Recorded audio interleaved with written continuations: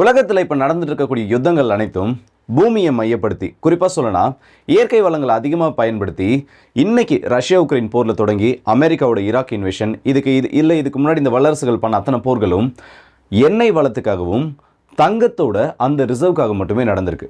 ஆனால் இன்னைக்கு நடந்துட்டு இருக்க மாதிரி ஒரு பாலைவனத்திலேயோ ஒரு காட்டுக்குள்ளேயோ வரப்போகிற அடுத்த ஒரு 50 வருஷம் தாண்டி யுத்தம் நடக்க போகிறது கிடையாது. முழுக்க முழுக்க பனிக்கு கீழே இந்த யுத்தம் நடக்க போகுதுன்னு சொன்னால் உங்களில் எத்தனை பேரால் நம்ப முடியும்? சொல்கிறப்பவே கொஞ்சம் வித்தியாசமாக இருக்கா? ஒன்றும் இல்லை. 2060வது ஆண்டுகளுக்கு அப்புறமா அடுத்த ஒரு பூமியோட முக்கிய போராட்ட களமாக ஆர்டிக் கடல் பகுதி, இந்த வடதுருவன்றது மாறப்போகுது. ஸோ இந்த ஒரு வீடியோவில் நம்ம எதை பற்றி பார்க்க போகிறோன்னா, இந்த ஆர்டிக் கடல் பகுதி எந்த அளவுக்கு முக்கியம், உலகத்தில் இருக்கக்கூடிய முக்கியமான டாப் 5 கண்ட்ரிஸ் ஏன் இந்த ஆர்டிக் பகுதியை குறிவைக்கிறாங்க, உண்மையிலேயே அங்கே பனிக்கு கீழே அப்படி என்ன தான் இருக்குது இவங்க இந்த அளவுக்கு சண்டை போடுற அளவுக்கு. ஸோ வாங்க வீடியோக்குள்ளே போயிடலாம். நான் உங்கள் இருக்கேன் தம்புக்ஷ வழங்கும் டிபி ட்ரெண்டிங்ஸ்.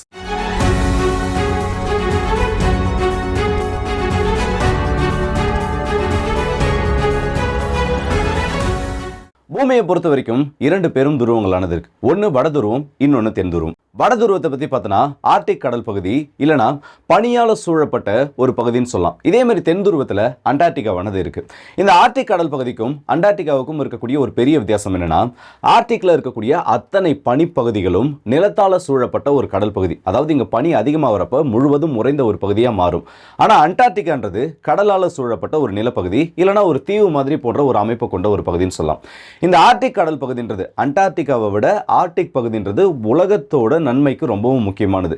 ஏன்னா மனிதர்கள் அதிகமாக எக்ஸ்ப்ளோர் பண்ணாத ஒரு பகுதியாக அண்டார்டிகா இப்போ வரைக்கும் இருந்துட்டு இருக்கு. ஆனால் ஆர்டிக் கடல் பகுதி அப்படி கிடையாது. இதோட பெரும்பான்மையான பகுதிகள் சம்மர் பகுதியிலையும் ஐஸ் சூழ்ந்த ஒரு பகுதியாக, அதாவது பனிக்கட்டியால் உறைந்த ஒரு பகுதியாக இருந்தாலும் இதுக்கு பின்னாடி பல்வேறு விதமான ரகசியங்களும் இப்போ இருக்கக்கூடிய நாடுகள் நகர்த்தக்கூடிய அந்த காய் நகர்வுகளும் இருக்கு. ஜியோகிராபிக்கல் வைஸ் பார்த்தோன்னா இந்த ஆர்டிக் கடல் பகுதியில் ஒரு 8 நாடுகள் சொந்தம் கொண்டாடுவாங்க, இல்லை அவங்களோட கடற்கரை ஷேர் பண்ணுறாங்கன்னு சொல்லலாம். இதில் முதல்ல இருக்கக்கூடியது Russia, America, Sweden, Finland, Norway, Denmark, Canada, Iceland. இந்த 8 நாடுகளில் 2 நாடுகள், இந்த நார்வேக்கும் ஸ்வீடனுக்கும் அதிகமான ஷேர்ன்றது இந்த ஒரு கடல் பிராந்தியத்தில் கிடையாது. ஆனால் மீதம் இருக்கக்கூடிய நாடுகளுக்கு கணிசமான அளவு கடற்கரை பகுதிகள் இந்த ஒரு ஆர்டிக் கடல் பகுதியில் இருக்குது. அதுலேயும் குறிப்பிட்டு சொல்லணும்னா ஒட்டுமொத்த ஆர்டிக்கோட கடற்கரைகளில் 53% ரஷ்யாவோட கண்ட்ரோலில் தான் இருக்குது. ஸோ ஆர்டிக் கடல் பகுதியை பொறுத்த வரைக்கும் ரஷ்யா தான் இந்த இடத்துல பெரிய game player and real game சேஞ்சர்னு சொல்லலாம். சரி, ஓகே. இப்போ ஆர்டிக்கை பொறுத்த வரைக்கும் இந்த ஆர்டிக்ன்றது பனியால் சூழப்பட்ட ஒரு பகுதின்னு சொல்கிறேன். இப்படி முழுக்க முழுக்க பனி பாலைவனமாக இருக்கக்கூடிய ஒரு பகுதியில் எதுக்கு அடுத்த ஒரு யுத்தமானது தொடங்கணும், இல்லை எதுக்கு இந்த ஒரு பகுதியை குறிவைக்கணுன்ற ஒரு கேள்வி உங்கள் எல்லாரோட மனசுலையும் வரணும். அதுக்கு மெயினான காரணம் என்ன தெரியுமா? இதை 2 விதமாக பிரிக்கலாம். ஒன்று, இராணுவம் சம்பந்தப்பட்ட கட்டுப்பாட்டுக்கு கீழே இந்த ஒரு ஆர்டிக் கடல் பகுதியை யாரு கொண்டு வராங்களோ அவங்க தான் அடுத்த ஒரு 2-3 நூற்றாண்டுக்கு இந்த உலகத்தோட அசைக்க முடியாத ஒரு சக்தியா இருப்பாங்க. இது இராணுவம் சம்பந்தப்பட்ட அந்த ஒரு பிரிவுக்கு பொருந்தும். இன்னொரு பக்கம் பார்த்தோன்னா பொருளாதார ரீதியில் எந்த நாடும் முன்னேறணும்னு நினைக்கிறாங்களோ, இல்லை பொருளாதாரத்தை தன்னோட கண்ட்ரோல்குள்ளே ஏஷியன் மார்க்கெட் ஆக்சஸ் பண்ணுறதுக்கும் சரி, இல்லை இந்த ஷிப்பிங் ரூட்ஸை ஆக்சஸ் பண்ணுறதுக்கும் யார் முன்னோடியாக திகழணும்னு நினைக்கிறாங்களோ அவங்களும் வரப்போகிற நூற்றாண்டுகளில் ஒரு சில நூற்றாண்டுகள் வரைக்கும் இந்த ஆர்டிக் கடல் பகுதியை கண்ட்ரோலில் வைக்கிறவங்களால மட்டும்தான் மெயினாக முடியும். ஃபஸ்ட்டு இராணுவம் சம்மந்தப்பட்ட அந்த ஒரு பிரிவு கீழே இருக்கக்கூடிய அந்த டீட்டெயில்ஸ் எடுத்து பார்க்கணும்னா, இப்போதைக்கு ஆக்டிவாக மிலிட்டரி பேசஸ்ன்றது ஒரு 200 இடங்களில் இந்த ஒட்டுமொத்த நாடுகளால் இந்த இடத்துல நிர்மாணிக்கிறதுக்கு முயற்சி பண்ணப்பட்டிருக்கு. ஆனால் ஆக்டிவா இப்போதைக்கு இருக்கக்கூடிய பெரிய பெரிய பேசஸ்னு பார்த்தோன்னா நாட்டோவோடது, குறிப்பாக சொல்லணும்னா அலாஸ்கா பகுதிகளில் அமெரிக்காவோடதும், இந்த பக்கம் ரஷ்யாவோட கண்ட்ரோலில் இருக்கக்கூடிய பகுதிகளில் ரஷ்யாவது மட்டும்தான். இன்னும் தெளிவான ஒரு கணக்கு எடுத்து பார்த்தோம்னா இந்த ஆர்டிக் கடல் பகுதியில் ஒரு 50 பேஸ் இருக்குன்னு வைங்க. அதில் 32 பேசஸ்க்கும் அதிகமாக முழுக்க முழுக்க தனிப்பட்ட முறையில் ரஷ்யாவோட கண்ட்ரோலில் தான் இருக்கு. ரஷ்யா அண்ட் ஆர்டிக் அந்த பேசஸ்னு லிஸ்ட் எடுத்தனாலே மோஸ்ட்டாக இந்த முர்மான்ஸ்க் பகுதியை பற்றி, இல்லை அந்த முர்மான்ஸ்க் ஓப்லாஸ்ட்டை பற்றி தான் நிறைய பேர் பேசுவீங்க, இல்லைனா அந்த கோலா பெனின்சுலாவுக்கு பக்கத்தில் இருக்கக்கூடிய பகுதிகளை பற்றி பேசுவீங்க. ஆனால் இதில் நிறைய பேருக்கு தெரியாத ஒரு விஷயம் என்ன தெரியுமா? இது எல்லாத்தையும் தாண்டி ரொம்ப டீப்பாக ரஷ்யா உள்ள போயிருக்காங்க. இந்த ரஷ்யாவோட மெயினான கடற்கரைக்கு பக்கத்துல இருந்து வட துருவத்தோட அருகில் இருக்கக்கூடிய சில தீவுகளானது இருக்கு. அந்த தீவுகள் எல்லாத்தையும் ரஷ்யா மிலிட்டரைஸ் பண்ணிட்டாங்க. அந்த இடத்துல ஒரு ரன்வேவை கொண்டு வந்தது மட்டும் இல்லாமல் பர்மனெண்டா அந்த இடத்துல ஒரு பேஸையும் ரெடி பண்ணிட்டாங்க. இந்த தீவுகளோட பேரெல்லாம் என்னன்னு பார்த்தோன்னா விராங்கல் ஐஸ்லாண்ட், கேப்ஸ்க் மேடட், ஸ்குவாட்னி ஐஸ்லாந்து. இந்த அத்தனை பகுதிகளும் ரஷ்யாவுக்கு சொந்தமான பகுதிகள் தான். இவ்வளவு நாள் வெறும் பனி சூழ்ந்த இடமா இருந்த இடங்களை ரஷ்யா 2000வது வருஷத்துக்கு அப்புறம், ஏன்னா இந்த சோவியத் யூனியன் விழுந்து ரஷ்யான்ற ஒரு நாடு உதயமானதுக்கு அப்புறம் 1970 80களில் எந்த மாதிரி ஒரு ராணுவ கட்டமைப்பை இந்த இடத்துல சோவியத் யூனியன் கொண்டு வரணும்னு முயற்சி பண்ணாங்களோ அதை தனியா இந்த இடத்துல ரஷ்யா கொண்டு வந்துட்டாங்க.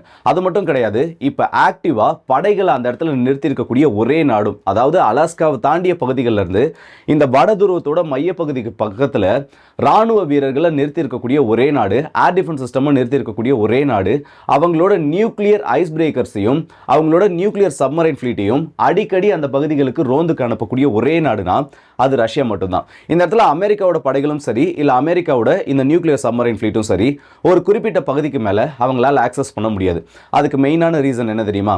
இந்த ஐஸ் எல்லாம் உடைச்சுக்கிட்டு உள்ள போகணும், இல்ல இந்த ஐஸ் எல்லாம் கிளியர் பண்ணிட்டு ஒரு பாதையை உருவாக்கி கொடுக்கணும்னா அதுக்கு ஐஸ் பிரேக்கர்ஸ்ன்றது தேவை. இன்னைக்கு உலகத்துல ஆக்டிவா இருக்கக்கூடிய ஐஸ் பிரேக்கர்ஸோட லிஸ்ட் எடுத்து பார்த்தோம்னா ஒரு 80 ஐஸ் பிரேக்கர்ஸ் ஆனது இருக்கு. அதுல 49 ஐஸ் பிரேக்கர்ஸ் ரஷ்யா கிட்ட மட்டும்தான் இருக்கு. அது மட்டும் இல்லாம இதுல மோஸ்டா இயங்கக்கூடிய அந்த பனிக்கட்டி உடைக்கக்கூடிய கப்பல்கள் அனைத்தும் டீசல் பவரால ரன் பண்ணக்கூடிய அந்த ஐஸ் பிரேக்கர்ஸ் மட்டும்தான். ஆனா நியூக்ளியர் பவர்டு ஐஸ் பிரேக்கர்ஸ் வச்சிருக்கக்கூடிய ஒரே நாடும் ரஷ்யா மட்டும்தான். ரஷ்யா கிட்ட நான் சொன்ன கணக்குல 30க்கும் அதிகமான ஐஸ் பிரேக்கர்ஸ்ன்றது இந்த டீசல் கேட்டகரியில தான் இருக்கு. ஆனா 7க்கும் அதிகமான நியூக்ளியர் பவர்டு ஐஸ் பிரேக்கர்ஸ் அவங்களோட ஃபிளீட்ல அவங்க ஆக்டிவா வச்சிருக்காங்க. இன்னும் 3 ஐஸ் பிரேக்கர்ஸ் அவங்க கட்டிக்கிட்டும் இருக்காங்க. ஏன் போன வருஷம் கூட இந்தியா சம்பந்தப்பட்ட ஒரு முக்கியமான பேச்சுவார்த்தை இதில் நீங்க கேள்விப்பட்டிருப்பீங்க. ரஷ்யாவுக்காக ஐஸ் பிரேக்கர்ஸை நம்மளோட ஓன் ஷிப்யார்டில் நம்ம கட்டி ரஷ்யாவுக்காக அனுப்பி வைக்கணும். இது நியூக்ளியர் பவர் ஐஸ் பிரேக்கர்ஸ் கிடையாது, நார்மலா டீசல் பவர்டு எலக்ட்ரிக் ஐஸ் பிரேக்கர்ஸை நம்ம அனுப்பி வைக்கணுன்ற மாதிரி சில டீல்ஸ் ஆனது கையெழுத்தானது. ஸோ இந்த மாதிரி அதிகமான ஐஸ் பிரேக்கர்ஸை ரஷ்யா வச்சிருக்கிறதுனால அவங்களோட சப்மரைன்ஸுக்கு ஒரு பாத்தை அவங்களால ரெடி பண்ணி கொடுக்க முடியும். ஏன்டா ஆர்கே உளர்ற? சப்மரைன்ஸ்ன்றது கடலுக்கு கீழே போகுது, அதுக்கு நியூக்ளியர் ஐஸ் பிரேக்கர்ஸ்க்கு என்ன சம்பந்தம்? நீங்க இந்த இடத்துல என்ன கேள்வியை கேட்டிருக்கணும். என்னதான் சப்மரைன் கடலுக்கு கீழே போகும், அவங்களால பெனட்ரேட் பண்ணிட்டு மேலே வர முடியும்னாலும் ஆர்டிக் கடல் பகுதியில் இருக்கக்கூடிய அந்த பனி கட்டிகளோட தடிமன்றது பல மீட்டர்கள் வரைக்கும் இருக்கும். மேக்ஸிமம் பார்த்தோன்னா 1 to 1.5 மீட்டர் தடிமன் கொண்ட ஐஸை ஒரு சப்மரைனால மோஸ்டா டேமேஜ் இல்லாமல் உடைக்க முடியும். நான் சொல்றது வந்து ஆக்சுவலாக 1 மீட்டருக்கு மேலே உடைக்கிறதே கஷ்டம். ஆனால் அந்த தடிமன் அதுக்கு நடுவில் இருக்கக்கூடிய ஹாலோ ஸ்பேசஸ்லாம் கனெக்ட் பண்ணால் 5 அடிக்கு கூட இருக்கக்கூடிய ஐஸை இந்த நியூக்ளியர் பவர்டு சப்மரைன்ஸ்னால உடைச்சிக்கிட்டு மேலே வர முடியும். ஆனால் சில இடங்களில் இந்த ஆர்டிக் கடல் பகுதியில் இதோட தடிமன்ன்றது 20 அடிகளையும் தாண்டி இருக்கக்கூடிய ஒரு கடினமான சூழ்நிலையை கொண்டு இருக்கும். அந்த இடத்துல இந்த சப்மரைன் வந்து மேலே பெனட்ரேட் பண்ணி வரணும்னா இந்த மாதிரி ஒரு ஐஸ் பிரேக்கர் இல்லாமல் அவங்களால அந்த இடத்துல எதையுமே செய்ய முடியாது. ஸோ இப்படி இருக்கப்போ ரஷ்யா இப்போ ஆர்டிக் கடல் பகுதியில் பெரும்பான்மையான ஜோன்ஸை அவங்களோட கண்ட்ரோலுக்குள்ளே எடுத்துகிட்டு வரதுக்கு முயற்சிகள் பண்ணிட்டு இருக்காங்க. இன்னும் முழுசாக கொண்டு வரல, முயற்சிகள் தான் பண்ணிட்டு இருக்காங்க. இதில் நிறைய சிக்கல்கள் இருக்கு. இப்போ நான் சொன்ன அத்தனை நாடுகளோடவும் இந்த கனடாவை தவிர்த்து இருக்கக்கூடிய மீதமுள்ள நாடுகள் கிட்ட ரஷ்யாவுக்கு இந்த ஆர்டிக் கடல் பகுதியை சொந்தம் கொண்டாடுறதுல பிரச்சனை இருக்கு. அதுக்கு மெயினான ரீசன் இப்போ நம்ம பார்த்தது ராணுவம் சம்பந்தப்பட்ட அந்த ஒரு பிரிவு மட்டும்தான். அடுத்து இந்த எக்கானமிக்கல் வைஸ் பார்த்தோன்னா இது அதை விட ரொம்பவும் எப்படி சொல்றது, ரொம்ப ஒரு முக்கியமான டாபிக்கா இருக்கும். இந்த எக்கானமியை பொறுத்த வரைக்கும் ரஷ்யாவுக்கு இந்த ஆர்டிக் கடல் பகுதி ரொம்பவே முக்கியம். ஏன்னா இந்த 50% அதிகமான கடற்கரை பகுதிகள் அவங்க தான் கண்ட்ரோல் பண்ணிட்டு இருக்காங்க. அப்படி பார்க்குறப்போ இப்போ ரஷ்யா அதை ஒரு கடல் வழியா மாற்றுறதுக்கு முயற்சி பண்ணிட்டு இருக்காங்க. இந்த அத்தனை ஐஸ் பிரேக்கர்ஸும் எப்படி அவங்களோட ராணுவம் சம்பந்தப்பட்ட பாதைகளை உருவாக்கி கொடுக்குதோ அதே மாதிரி கமர்ஷியல் ஷிப்பிங்க்கும் இந்த இடத்துல வழியை உருவாக்கி கொடுக்க வேண்டிய நிர்பந்தத்திற்கு தள்ளப்படும். இதுக்கு மெயினான காரணம் என்னன்னா நார்த் சி ரூட்னு சொல்லக்கூடிய ஒரு முக்கியமான ப்ராஜெக்ட்ல ரஷ்யா இப்போ ஈடுபட்டு இருக்காங்க. இப்போ பூமி வெப்பமயமாகக்கூடிய அந்த ஒரு கணக்கு எடுத்து பார்த்தோன்னா இருக்க வருஷத்துக்கு வருஷம் ஆர்டிக் கடல் பகுதியில் பனி உருகக்கூடிய அந்த ரேஷியோன்றது 3 மடங்குக்கும் அதிகமாக வேகமாயிட்டு இருக்கு. இப்படி அதிகமாகிறப்போ 2060க்குள்ள இல்ல 2065 காலகட்டத்துக்குள்ள புதுசா ஒரு கடல் வழித்தடம் இந்த ஒரு ஆர்டிக் கடல் பகுதியில் உருவாக கூடும்னு சொல்லிட்டு விஞ்ஞானிகள் அவங்களோட கருத்துக்களை தெரிவிச்சிருக்காங்க. இப்படி அந்த இடத்துல ஒரு கடல் வழிப்பாதை உருவாச்சு, இல்ல ரஷ்யாவை கடற்கரையை ஒட்டி இருக்கக்கூடிய பகுதிகளில் இந்த ஐஸ் எல்லாம் உருகி புதுசா ஒரு கடல் வணிக பாதை உருவாக்குச்சுன்னா அந்த இடத்துல ரஷ்யா ஒரு முக்கியமான எக்கானமிக்கல் ஹப்பா மாறுவாங்க. அந்த வழியா பயணம் செய்யக்கூடிய அத்தனை கப்பல்களுக்கும் அவங்களால டோல் வசூல் பண்ண முடியும். அதாவது சுங்கவரி விதிச்சு அத்தனை கப்பல்கள் கிட்ட இருந்தும் அவங்களால வருமானத்தை பார்க்க முடியும். இப்படி வருமானத்தை பத்தி பார்க்கறது மட்டும் இல்லாம இந்த ஐரோப்பிய கண்டத்தை சுத்திக்கிட்டு ஏசியன் மார்க்கெட்டை இவங்க ஆக்சஸ் பண்ணணும்னா எடுக்கக்கூடிய டைமை விட்டு 40% கம்மியான டைம் பீரியட்ல இவங்களால ஏஷியன் மார்க்கெட்டுக்கு அவங்களோட குட்ஸை அனுப்ப முடியும். ஸோ யூரோப்பியன் மார்க்கெட்டில் இருக்கக்கூடிய அத்தனை செல்லர்ஸும் ஏஷியன் மார்க்கெட்டை ஆக்சஸ் பண்ணுறதுக்கு இது ஒரு ஈஸியஸ்ட் வழியாக மாறுன்றதை ரஷ்யா ரொம்பவும் தெளிவாக நம்புறாங்க. இதனால நம்மளோட ஐஎன்எஸ்டிசி ரூட்டுக்கு எதனா பிரச்சனை வருமா, இல்லை அதனால இதில் ஏதாச்சும் மாறுதல் ஏற்படுமானா ரெண்டுத்துக்கும் கொஞ்சம் கூட சம்மந்தமே கிடையாது. முழுக்க முழுக்க இந்தியாவோட மார்க்கெட்டை ஆக்சஸ் பண்ணுறதுக்காக மட்டும்தான் அந்த நார்த் சவுத் டிரான்ஸ்போர்ட் காரிடார்ன்றது ரஷ்யாவில் உருவாக்கப்பட்டுச்சு. அதுக்கும் இதுக்கும் எந்த ஒரு சம்மந்தமும் கிடையாது. இந்தியாவையும் இல்லை இந்தியா தவிர்த்து இருக்கக்கூடிய மற்ற நாடுகள் ஆக்சஸ் பண்ணுறதுக்காக டார்கெட் பண்ணக்கூடிய ஒரு ரூட் தான் இந்த நார்த் சி ரூட்னு சொல்லக்கூடியது. இதே மாதிரி நார்த் வெஸ்ட் பேசேஜ்னு சொல்லிட்டு அமெரிக்காவுக்கும் கனடாவுக்கும் நடுவில் இதில் ஒரு பிரச்சனையும் இருக்கு.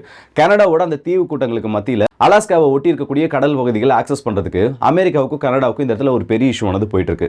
ஸோ அந்த மாதிரி இந்த ஆர்டிக் கடல் பகுதின்றது எக்கனாமிக்கல் வைஸ் இந்த அளவுக்கு ஒரு பெரிய பேட்டில் ஃபீல்டாகவும் இப்போ மாறிக்கிட்டு இருக்கு. இந்த அளவுக்கு இவங்க சண்டை போட்டுட்டு இருக்காங்கன்னா அப்படி அந்த இடத்துல எவ்வளவு வளங்கள் இருக்கு, அந்த வளங்களோட லிஸ்ட்லாம் எடுத்து பார்த்தோன்னா ஒரு நிமிஷம் தலையே சுத்திடும். அந்த அளவுக்கு அதிகப்படியான இயற்கை வளம் இன்னும் அந்த இடத்துல எக்ஸ்ப்ளோர் பண்ணப்படாமலே இருக்கு. சின்ன ஒரு புள்ளி விவரத்தை சொல்றேன், இதை சொன்னாலே உங்களுக்கு அந்த இடத்தோட இம்பார்ட்டன்ஸ்ன்றது புரியும்னு நினைக்கிறேன். ஸோ இப்போ ராணுவம் சம்பந்தப்பட்ட அந்த ஒரு லிஸ்ட் எடுத்து பார்த்தாச்சு. இன்னொரு பக்கம் இந்த கடல் வழிபாதைன்றது எந்த அளவுக்கு முக்கியன்றதையும் பார்த்தாச்சு. எல்லாத்த விட முக்கியம் அங்க உண்மையிலேயே அப்படி பனிக்கு கீழே என்னதான் இருக்கு. இத்தனை நாடுகள் ஒன்னா சேர்ந்து அந்த இடத்துல உரிமை கொண்டாடுறாங்கன்னா கண்டிப்பா அந்த இடத்துல மேட்டர் இல்லாம இருக்காது. உலகத்தோட மொத்த இயற்கை எண்ணெய் வளத்துல இந்த ஆர்டிக் கடல் பகுதிக்கு இருக்கக்கூடிய பங்கு என்ன தெரியுமா? 23% அதிகமான கண்டுபிடிக்கப்பட்ட ஆயில் ரிசர்வ்ஸ்ன்றது இந்த ஒரு ஆர்டிக் அந்த ஐஸ் பெட்டுக்கு கீழே தான் இருக்கு. இது இப்போ இருக்கக்கூடிய பூமியில் இருக்கக்கூடிய நாடுகளோட அந்த ரிசர்வ்ஸோட கணக்கு பண்ணி பார்க்கணும்னா இப்போ சவுதி அரேபியா இல்லை மிடில் ஈஸ்டில் இருக்கக்கூடிய நாடுகள், கல்ஃப் கண்ட்ரிஸ், இவங்களோட ஆயில் ஃபீல்ட்ஸ் எல்லாம் ஆல்மோஸ்ட் ஒரு 90% மேலே ஃபைன் பண்ணிட்டாங்க. இதுக்கப்புறம் அவங்க கிட்ட வந்து புதுசாக ஏதாச்சும் ஃபீல்டு இருக்கான்னு ஃபைன் பண்ணால் மட்டும்தான் அவங்க கிட்ட இருக்கக்கூடிய ரிசர்வ் அவங்களால காமிக்க முடியும். ஆனால் இவங்க ஃபைன் பண்ண ஒட்டுமொத்த ரிசர்வை விட இந்த ஆர்டிக் பெட்டுக்கு கீழே இன்னும் எக்ஸ்ப்ளோர் பண்ணப்படாமல் இருக்கக்கூடிய அந்த இயற்கை வளம்ன்றது 40 மடங்கு அதிகமாக இருக்குன்றது ஸ்டாட்டிஸ்டிக்காவோட இன்னைக்கு டேட்டா. இது எந்த அளவுக்கு ஒரு பெரிய ரிசர்வ்னா மிடில் ஈஸ்ட் மாதிரி 4 மடங்கு நாடுகளோட இயற்கை வளம்ன்றது, இல்லை 4 மடங்கு பெரிய இயற்கை வளம்ன்றது இந்த இடத்துல இந்த ஆர்டிக் பெட்டுக்கு கீழே இருக்கு. அது மட்டும் இல்லாமல் ஒட்டுமொத்த உலகத்தோட இயற்கை எரிவாயுல 33% அதிகமான ரிசர்வ்ன்றது இந்த ஒரு ஆர்டிக் ஐஸ் கீழே தான் இருக்கு. இது இல்லாமல் கோல்டு, டைட்டானியம், லித்தியம், இந்த மாதிரி ரேர் எர்த் மினரல்ஸ், இது எல்லாமே கணக்கில் அடங்காத அளவுக்கு இந்த ஒரு நிலத்தால் சூழப்பட்ட ஒரு கடல் பகுதிக்கு கீழே இருக்கு. இப்போ புரியும்னு நினைக்கிறேன் ஏன் இத்தனை நாடுகள் சேர்ந்து அந்த ஒரு பகுதிக்கு போட்டி போட்டுட்டு இருக்காங்கன்னு.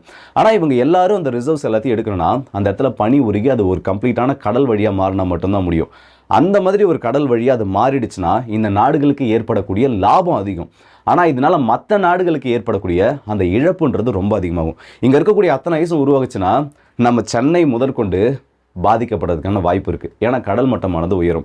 இந்த கடல் மட்டம் உயர்றப்போ நிறைய டேட்டாஸ் நீங்கள் எடுத்து பார்த்தீங்கன்னா 2050 சென்னை மூழ்கிடும், மும்பையோட சில பகுதிகள் மூழ்கிடும், தமிழ்நாட்டோட சில பகுதிகள் மூழ்கிடும்ன்ற மாதிரி டேட்டாவை கொடுப்பாங்க. அதெல்லாம் பொய் கிடையாது, எல்லாமே உண்மை தான்.